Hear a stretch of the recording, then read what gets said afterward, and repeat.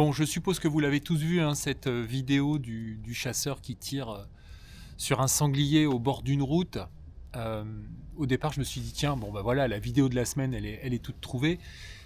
Et puis voilà, j'ai commencé à creuser, et puis je me suis rendu compte que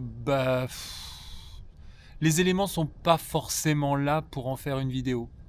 Parce que, bon, j'ai un peu appelé à droite à gauche, vous en doutez, les faits, ils sont clairs. Il y a eu un sanglier blessé.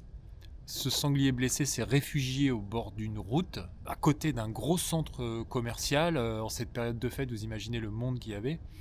Il y a un premier chasseur qui est allé pour essayer d'achever l'animal à la dague.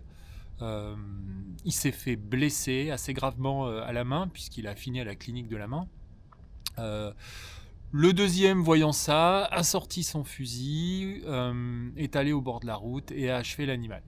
Donc évidemment, devant des gens qui n'ont absolument pas l'habitude de ce genre de scène, ça pouvait pas se passer autrement, hein. Évidemment, quelqu'un sort son téléphone, et puis derrière, le bordel habituel, celui qu'on a l'habitude de voir. Je suis toujours absolument estomaqué de voir à quel point les associations animalistes anti-chasse, généralement, se retrouvent une espèce de passion pour la sécurité publique, hein, dès qu'il s'agit des chasseurs.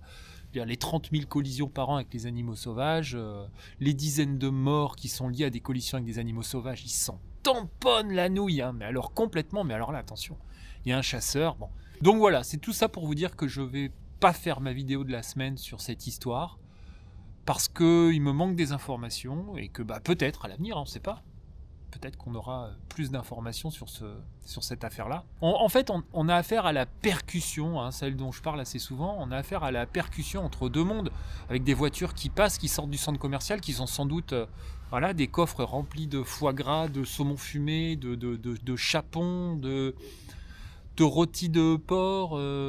Personne ne se pose la question de savoir comment ils ont été élevés ni tués. Tout le monde s'en fout parce que c'est loin. Parce que, par contre, le public est d'un coup mis devant la mise à mort d'un animal et ça devient une espèce de... Enfin voilà, il y a plein de notions que j'aurais pu aborder dans une vidéo, mais franchement, il me manque trop d'infos. Donc voilà, dites-moi en commentaire, est-ce que vous auriez aimé la voir éventuellement cette vidéo ou pas? Moi, j'en resterai là. Je vous dis à bientôt sur Terre ou ailleurs.